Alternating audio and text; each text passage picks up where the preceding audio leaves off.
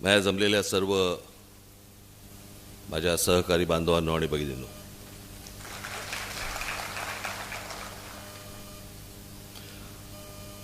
मध्ये माझी 2 भाषणं झाली पुण्यामध्ये, ऐकली असतील कदाचित.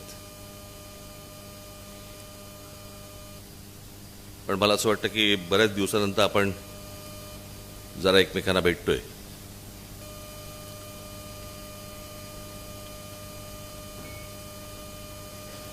निवडणुकांमध्ये काय झालं, काय झालं, कशामुळे झालं, याच्यावरती काम चालू होतं. तंगड्यावर करून पडलो नव्हतो.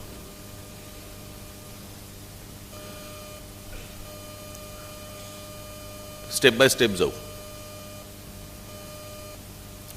सर्वप्रथम मी दिलगिरी व्यक्त करतो तुमची सर्वांची की तुम्हा सर्वांना मला वाढदिवसाच्या दिवशी भेटता नाही आलं.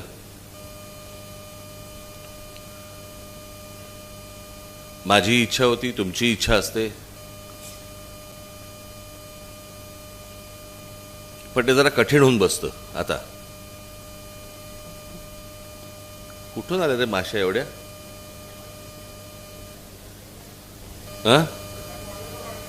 काय काय हो नाही, इथून तिथून गेला चला, बोलताना आत गेली तर प्रॉब्लेम.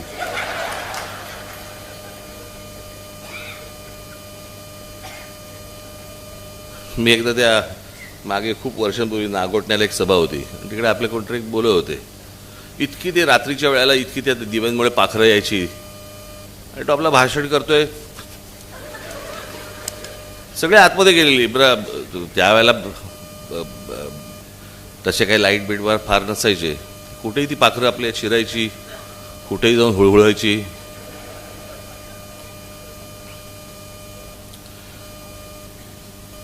ते होतं असं की ते वाढदिवसाला तुम्ही सगळेजण येता, प्रेमाने येता, भेटायची सर्वांची इच्छा असते, माझीही असते. पण ते हल्ली काय झालं, मी ते मागे बोललो होतो ना, ते मोबाईल फोन बंद करा ना आता. मी प्रत्यक्ष उभा आहे तरी मोबाईल बंद बघतायत मला.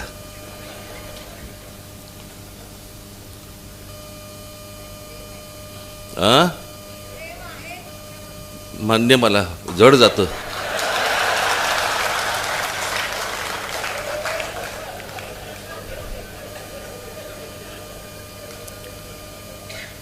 आणि मग ते काय होतं, इतके सगळेजण लोक येत असतात, मग एक तासाभरानंतर मग ते सगळं इरिटेशन सुरू होतं.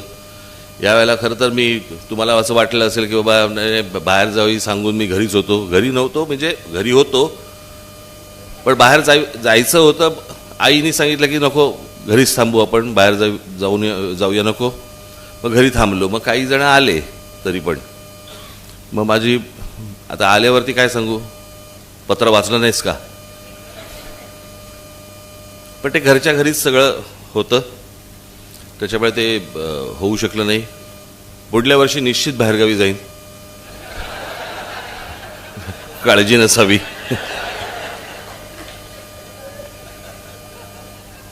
असो,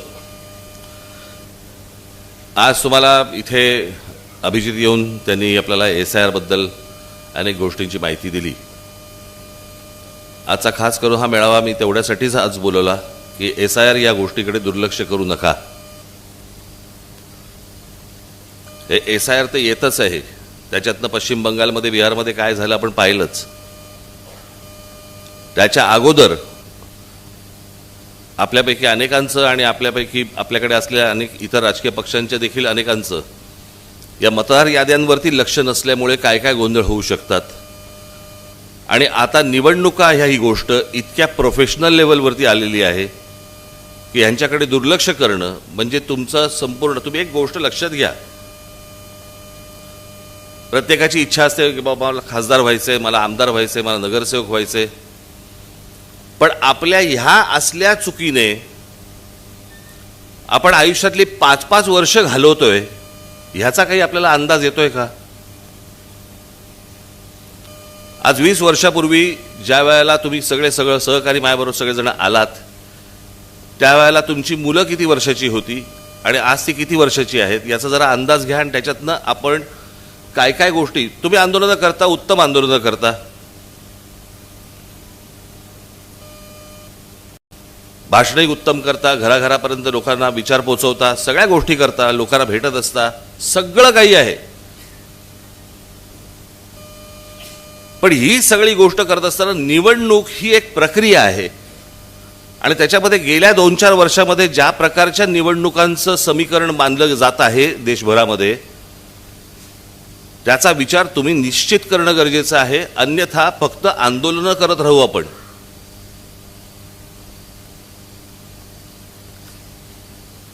मी आता परवा दिवशी पण आपला तो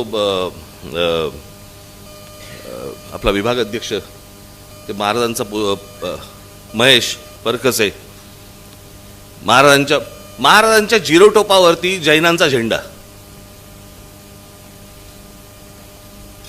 इथपर्यंत गेलं की सगळं तुम्हाला महाराजांचा जिरोटोप वगैरे कळेल असा झाला. पण ह्या सगळ्या गोष्टी काही जाणून बुजून सुरू आहेत का? की निवडणूक प्रक्रियेकडे तुमचं संपूर्ण दुर्लक्ष होऊन फक्त तुम्हाला आंदोलनामध्ये गुंतवून ठेवण्याचं काम सुरू आहे का? मला असं वाटतं हे पण तुम्ही तपासणं गरजेचं आहे, आवश्यक आहे. आज वर्षोनवर्ष इथे अनेक जैन लोक राहत आहेत. प्रत्येक धर्माबद्दल आम्हाला आदर आहे. त्यांचे मुनी जे काही उत्तम काम करत असतील त्याही बद्दल आदर आहे. पण काही जण जे आहेत त्यांच्यातले काही मुनी हे भारतीय जनता पक्षाच्या गच्छपी लागलेत आणि गच्छपी लागून तिथे ते राजकारण करण्याचा प्रयत्न करतायत, ज्याच्यामध्ये तुम्हाला अडकवून ठेवतायत. तो एक जण कोणतरी आहे, तो त्याला मुनी पण म्हणत नाहीत. कोणतरी एक जण आहे त्याला मुनी पण म्हणत नाहीत. एक कुरळ्या केसाची इथे दाढी बिडी काहीतरी घेऊन फिरतो, त्याला इथे कुरळे केस आलेत.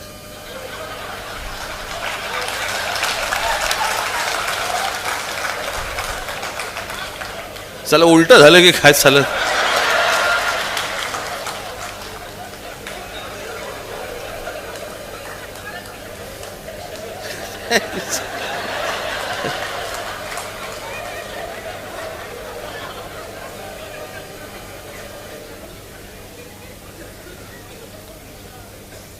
आम्ही हातात बांगड्या नाही भरल्या. मराठी माणसाचं मनगट पाहिलंय का कधी?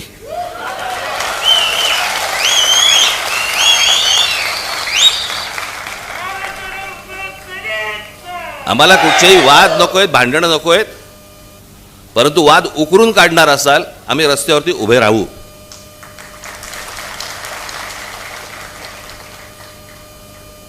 मला त्यातले काही जण भेटायला येणार आहेत मला, त्याला मी त्यांच्याशी बोलीनच. कसले पांढरे पट्टे मारताय, कशासाठी मारताय, कुठून आलंय नवीन?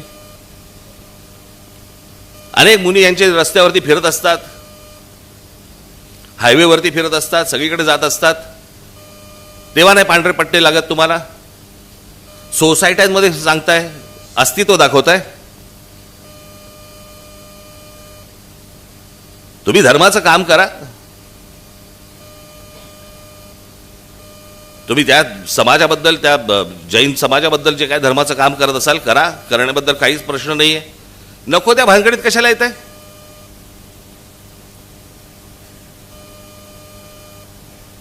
मध्यंतरी तो कबुतराचा विषय काढला होता, आता हा पांढरा पट्ट्यांचा विषय. आणि हे राजकीय पक्षांच्या नादी लागून करतायत. सगळा जैन समाज असा नाहीये, पण हे जाणून बुजून. आणि मला तुम्हाला हेच सांगायचंय की या सगळ्या याच्यामध्ये तुम्ही सगळे उतरता, आपलं डोकं फिरतं आणि त्याच्यामध्ये तुम्हाला या एका विषयांमध्ये, अशा गोष्टींमध्ये तुम्हाला गुंतवून ठेवायचं ज्याच्यामध्ये भावनिक सगळे विषय काढायचे आणि ह्यांचं काम हे वेगळ्या तऱ्हेने चालू असतं. तुम्हाला इकडे बघायला लावतात आणि ह्यांचं काम इकडे चालू असतं. ही गोष्ट तुम्ही लक्षात घेतली पाहिजे, गांभीर्याने लक्षात घेतली पाहिजेत.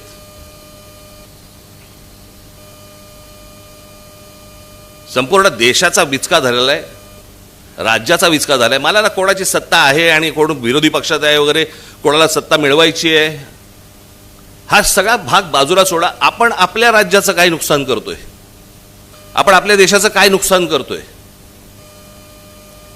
आज बेरोजगारीचं प्रमाण इतकं प्रचंड मोठ्या प्रमाणावरती वाढलेलं आहे, काही लक्ष आपलं त्याकडे?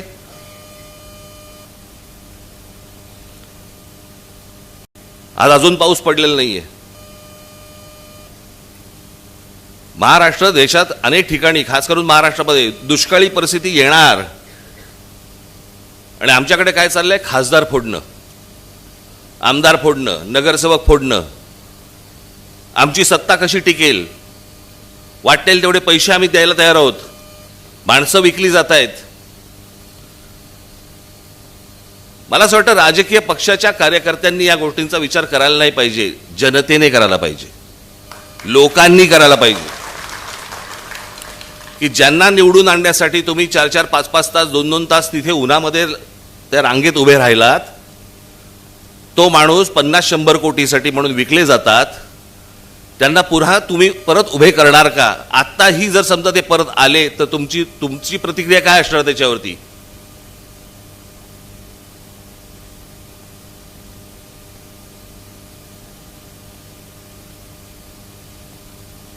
एक जुनं वाक्य आहे ते, स्वाभिमान मेला ना की उरतात फक्त जिवंत प्रेत.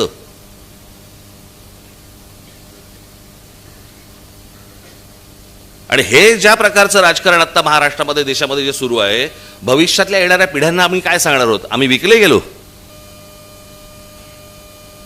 म्हणून तुमच्यासमोर ही परिस्थिती आली. माझ्याकडे आता एक आकडा आहे, खास करून तुमच्यासाठी आणलाय. देशात आत्महत्यांचं प्रमाण किती वाढलंय त्याचा हा आकडा इंडियन एक्सप्रेसचा रिपोर्ट आहे. काश्मीरमध्ये 16 लोकांनी आत्महत्या केल्या. मग अजून कुठेतरी जम्मूमध्ये, इथे तिथे सगळीकडे आलेत. प्रत्येक राज्याच्या दिलेल्या आहेत. कुठे 11, कुठे 42, कुठे 106 आत्महत्या. मिझोराम या भागामध्ये. त्याच्यानंतर 615. त्याच्यानंतर तुमच्या गुजरातमध्ये, मध्य प्रदेशमध्ये 15,000. गुजरातमध्ये 8,000. सर्वात जास्ती कुठे आहेत? 22,174.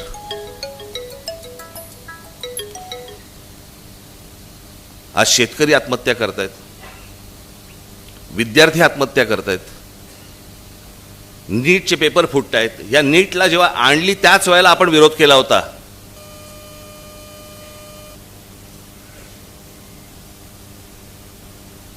आज लहान मुलं पळवण्याचा प्रकार वाढलेले आहेत. खासदार आमदार जसे पळवले जातात तशी लहान मुलं पळवली जातात. मुली पळवल्या जात आहेत. त्याचे व्यापार होत आहेत. त्याला परदेशी पाठवलं जातंय. काही जणींना वेश्या व्यवसायाला पाठवलं जातंय. एवढे सगळे प्रश्न आज आपासून देशासमोर उभे असताना आमच्याकडे काय चालू आहे? आमची सत्ता टिकावी म्हणून आम्ही करोडो रुपये टाकायला तयार आहोत. आम्हाला खासदार फोडायचेत, आमदार फोडायचेत, नगरसेवक फोडायचेत. तुमच्या मताला किंमत काय? 0. कोण तुम्ही, कोण नाही. रांगेत उभं राहा, मेंढरासारखे मतदान करा, मोकळे व्हा. आज हे भारतीय जनता पक्षाकडनं सुरू आहे, उद्या दुसऱ्या पक्षांकडनं सुरू होईल. काही दुसऱ्या इतर पक्षांकडनं अगोदर, ह्याच्या अगोदर पण झालेलं आहे. याला निवडणूक म्हणणार? मी काल आम्ही बसलो असताना मी म्हटलं बरं झालं चला आपले खासदार निवडून नाही आले.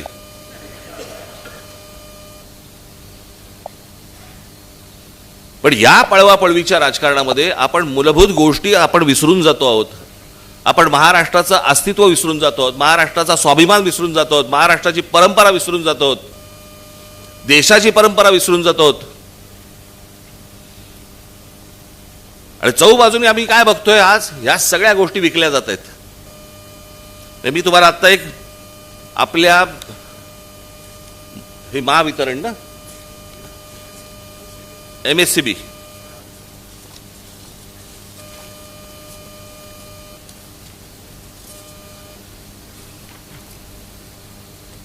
MSCDCL, Maharashtra state electric distribution, हां बरोबर, वितरण.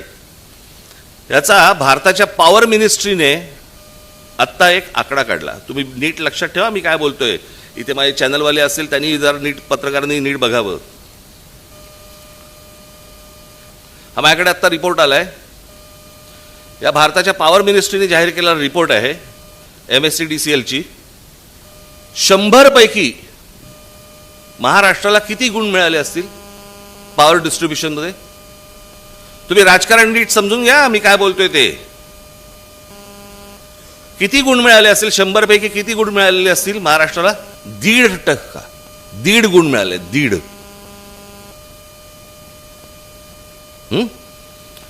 या 1.5चा अर्थ कळतोय तुम्हाला? यांचा आता IPO येतोय. MSCDCLचा आता IPO येतोय, म्हणजे लोकांकडनं पैसे घेण्यासाठी. ज्याला 1.5 मार्क आहे त्याच्यात कोण गुंतवणूक करणार मला जरा सांगा? कोण येणार गुंतवणूक करायला? फक्त. म्हणजे हे एकदा ताब्यात आलं संपूर्ण महाराष्ट्राचं डिस्ट्रीब्युशन की महाराष्ट्राची वीज हे अदानी ठरवणार. तुम्हाला कोणत्या भावाने विकायचंय, तुमच्याकडची कशी मीटर तोडायची आहेत, तुम्हाला कसं तुम्ही जर पैसे नाही भरू शकलात तर कसे तोडायचे आहेत, अंधारात कसं ठेवायचंय, ह्याचे सगळे उपाय सुरू आहेत. मुंबई ठाणा महाराष्ट्रातल्या जमिनी तर देतातच आहेत, जंगलं दिली जात आहेत. तुमची वीज ही देखील दिली जाणार, उद्या पाणी दिलं जाणार. गुलाम आहात का तुम्ही? यांच्यासमोर आम्ही भिका मागायच्या आणि मग हे काय करणार? पुन्हा परत तुम्हाला आंदोलनामध्ये गुंतवून ठेवणार. हे चक्र कसं फिरते बघा. परत तुम्हाला आंदोलनामध्ये गुंतवून ठेवणार, मग लोक आपल्याकडे येणार की आमच्याकडचे भाव वाढले, मग त्याच्यावरती आपली सगळ्यांची आंदोलन होणार, आपलीच नाही इतर पक्षांची होणार, आणि मग आपलं लक्ष तिकडे आणि ह्यांचं लक्ष SIR वर. निवडणुकीला ज्यावेळेला तुम्ही मतदानाला जाल त्यावेळेला तुमच्या लक्षात येईल आपले मतदारच नाही आहेत, म्हणजे मतदार आहेत पण त्यांची नावच नाही आहेत. आणि जरा त्या वेळेला तिथे मतदारांची नावं जर समजा गाळली गेलेली असतील तर त्या क्षणाला तुम्ही काहीही करू शकणार नाहीत.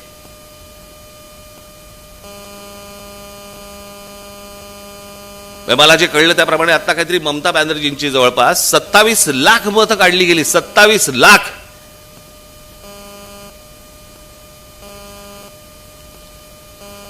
आणि कसं वेचून वेचून वेचून वेचून सगळ्या गोष्टी सुरू आहेत बघा. तिकडे केजरीवाल पडले, इथे ममता बॅनर्जी पडल्या. हवा आहे तो घ्यायचा, बाकीच्यांना पाडायचं, संपूर्ण सिस्टीम ताब्यात घेतलेली आहे.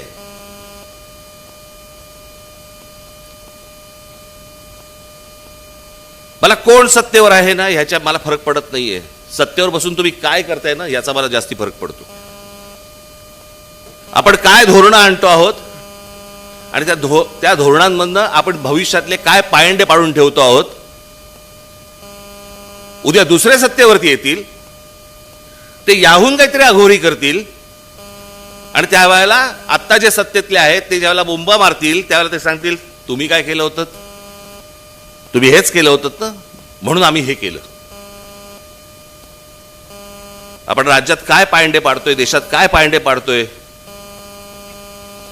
याचं कोणाला भानच उरलेलं नाहीये. तुम्हाला आठवत असेल ती ज्यावेळेला महिला ती ह्याची योजना आणली, काय बहीण लाडकी बहीणची योजना आणली, मी तेव्हाच सांगत होतो की महिलांच्या सक्षमीकरणाकडे जास्ती तुम्ही लक्ष द्या, त्याच्यावरती पैसे खर्च करा. दर महिन्याला पैसे देण्याची गरज नाहीये. 1,500 रुपये देत आहेत, त्या महिन्याला 1,500 जात आहेत कुठे जरा एकदा बघून घ्या. आता त्याच्यातही कट येणार. फुकट कुठची गोष्ट दिल्यावरती राज्य चालू शकत नाही, देश चालू शकत नाही. आणि मग तुमच्या मतांसाठी ज्यावेळेला या फुकट गोष्टी करायला लागतात त्याला बाकीच्या ठिकाणून गोष्टी ओरबाडून काढाव्या लागतात.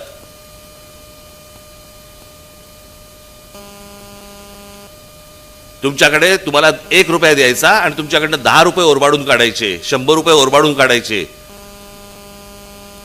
आपण हे कधीतरी गणित मांडणार आहोत की नाही, बघणार आहोत की नाही.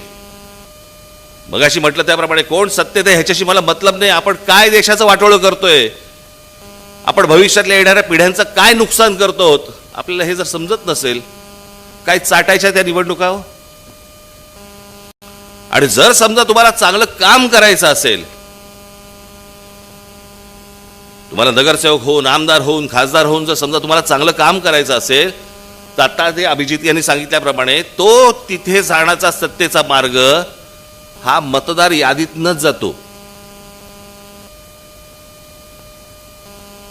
खरा मतदार कोण आहे, खोटा मतदार कोण आहे, खोट्या मतदारांवरती तुम्ही ऑब्जेक्शन घेतली पाहिजेत, याच्यासाठी तुम्ही फिरलं पाहिजेत, बघितलं पाहिजेत. आज महाराष्ट्रामध्ये आपले सगळे अनेक आपले महाराष्ट्र सैनिक आहेत, अनेक हितचिंतक आहेत. मला त्यांची साथ हवी आहे.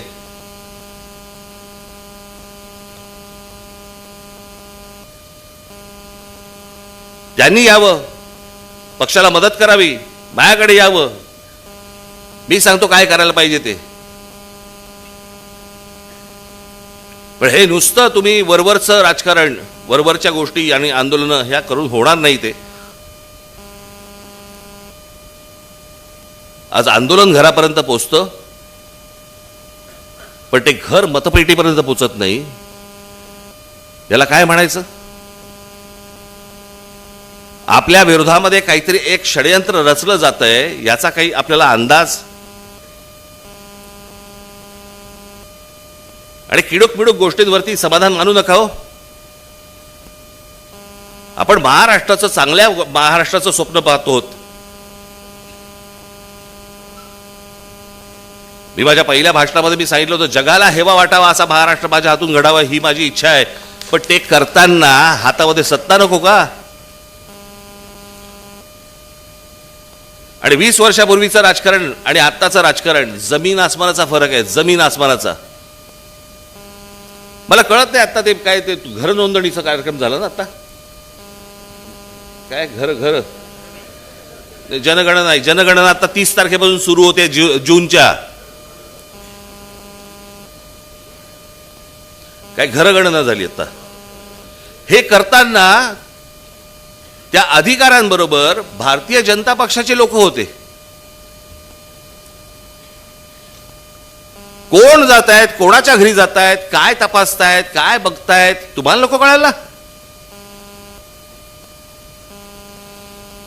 आणि गप्पा मारता मारता, बोलता बोलता त्यांना अंदाज येतो की हा आपला मतदार नाहीये, नोंद करून ठेवतात. आणि ज्या वेळेला हे कापले जातील त्याच्यानंतर तुमच्याकडे दुसरा मार्ग नसेल. आज जनगणना ही 30 तारखेला सुरू होते. पक्षातल्या माझ्या माता भगिनींना, माझ्या सर्व बांधवांना माझी विनंती आहे, माझ्या सर्व महाराष्ट्र सैनिकांना विनंती आहे, डोळ्यात तेल घालून लक्ष ठेवा याच्यावरती. आता असे जाऊ नका, अरे अजून 3 वर्ष आहेत निवडणुकीला. 3 वर्ष नाही, 3 वर्षात काय गायब होईल तुमच्या खालून तुम्हाला अंदाज पण नाही येणार, कळणार पण नाही तुम्हाला.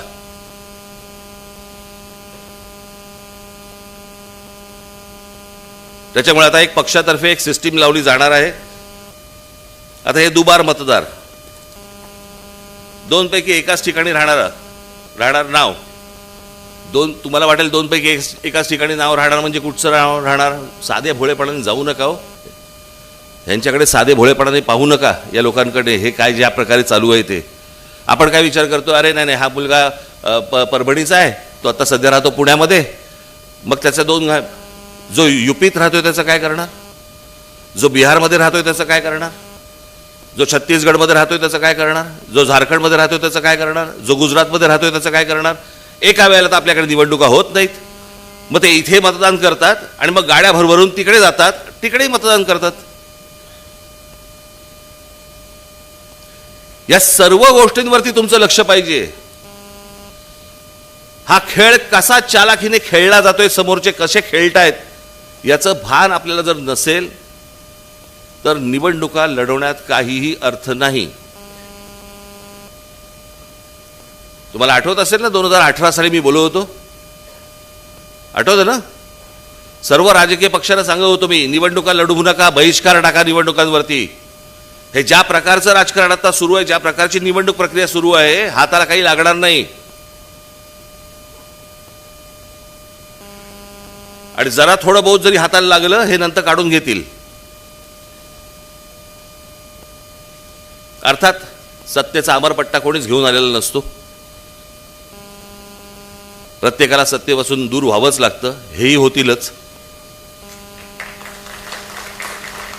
हे तुमच्या टाळ्यांसाठी नाही बोललो, हे सत्य आहे.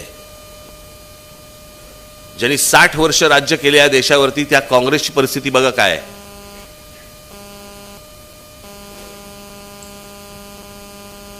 आणि मी तुम्हाला सांगतो ना, हा सगळा आत्ता हे खासदार फुटले, परवा दिवशी माझ्याकडे पत्रकार आले होते.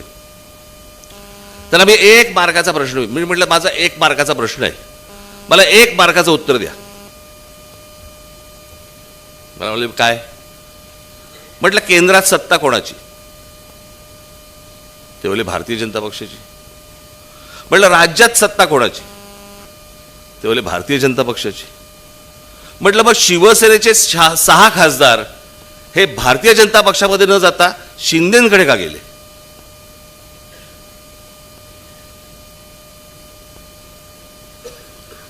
म्हणजे वरती केंद्रामध्ये काय नेमकं राजकारण सुरू आहे. आणि 2029ची ही अमित शहा स्वतःची तयारी करतायत. आणि त्याच्यामुळे भाजपमध्ये तर असतील, जर विरोध करणारे असतील तर बाकीचे जे सगळे गट आहेत ते बरोबर असलेले बरे, याच्यासाठीची नाही तर 6 भाजपमध्ये जाऊ शकले असते. सोपं आहे ना. हे नेमकं काय घडतंय मी तुम्हाला सांगतो. ज्याला आपण अंतर्गत, ज्याला म्हणतो ना, एक वाद, ज्वालामुखी, त्रास, असा जो गोंधळ सगळा जो आहे ना, हा या देशापेक्षा भारतीय जनता पक्षात जास्ती आहे.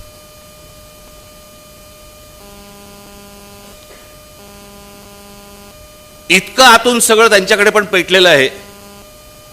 आत्ता फक्त नरेंद्र मोदी आहेत, एक तिकडे एक मॅग्नेट आहे, त्याच्यामुळे सगळं शांत आहे.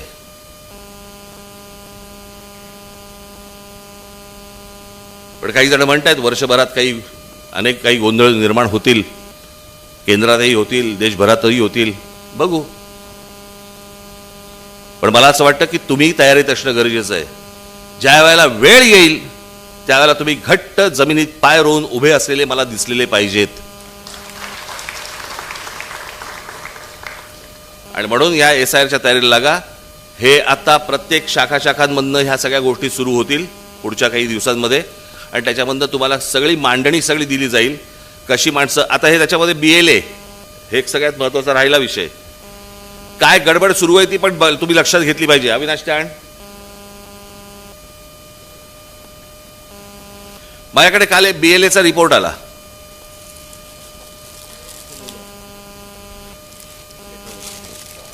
BLAचा रिपोर्ट आला माझ्याकडे. तो दिला होता तुला रिपोर्ट? हा,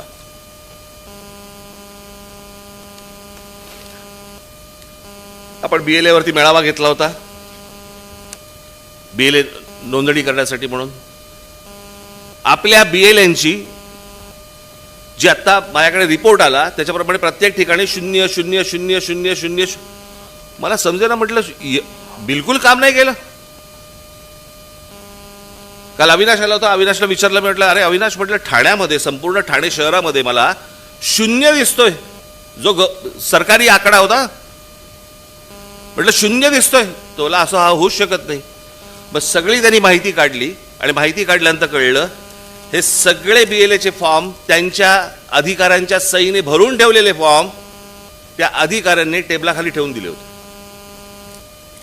रजिस्टरच केले नाहीत, फक्त तुम्हाला शिक्के दिले, पुढे काही नाही केलं. हे प्रत्येक निवडणूक जे अधिकारी आहेत तिकडचे या शहरांमधले इतर, यांच्यावरती तुम्हाला दबाव आणावा लागेल. हे काय प्रकारचं कारस्थान सुरू आहे? हे बघा, हे प्रत्येक हे ठाण्यामधले वॉर्डाचे आहेत.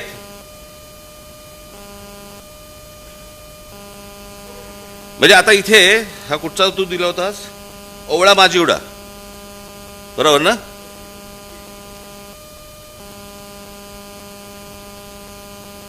हे ओवळा माजिवड्याला 0 दिलेले, 0. हे एवढे भरलेले आहेत. म्हणजे हे तुम्हाला काम करू देणार नाहीत. आणि तुम्ही जर समजा BLA म्हणून रजिस्टर झाले नाहीत तर हे तुम्हाला SIRच्या यादीमध्ये काम करू देणार नाहीत. त्याच्यामुळे तुम्ही ही गोष्ट किती गांभीर्याने घेतली पाहिजे. आज इतके BLA आपण सगळे नोंदण्या केल्या सगळ्यांच्या, कुठे आहेत ते?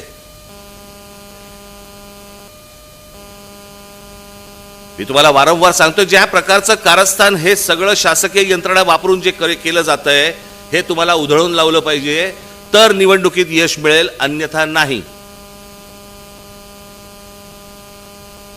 त्याच्यामुळे तुम्ही ही SIRची गोष्ट आणि ही BLAची गोष्ट अत्यंत गांभीर्याने घ्यावी. तात्काळ आपल्याला हे सगळे BLA आत्ता जे आहेत त्यांना एकत्र करणं गरजेचं आहे, त्यांची नोंदणी करणं गरजेचं आहे, त्या अधिकाऱ्यांच्या डोक्यावर बसून ते सगळ्या गोष्टी रजिस्टर करणं गरजेचं आहे आणि त्याच्या पुढे त्याला कामाला लावायचं आहे. काम कशा प्रकारचं करायचं आहे हे तुम्हाला आठवड्याभरात समजेल. समजलं सगळ्यांना? धन्यवाद. पुन्हा एकदा दिलगिरी व्यक्त करतो, वाढदिवसाच्या दिवशी भेटू शकलो नाही, पुढल्या वर्षी नक्की भेटू आपण, बरं का?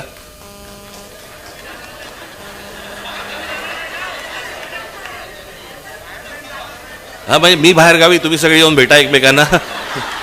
भेटू. धन्यवाद. जय हिंद, जय महाराष्ट्र.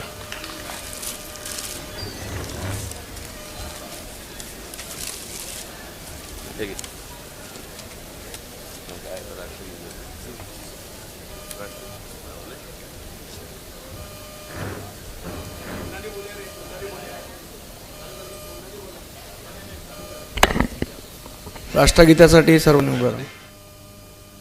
ऐकली असतील कदाचित, पण मला असं वाटतं की बऱ्याच दिवसानंतर आपण जरा एकमेकांना भेटतोय.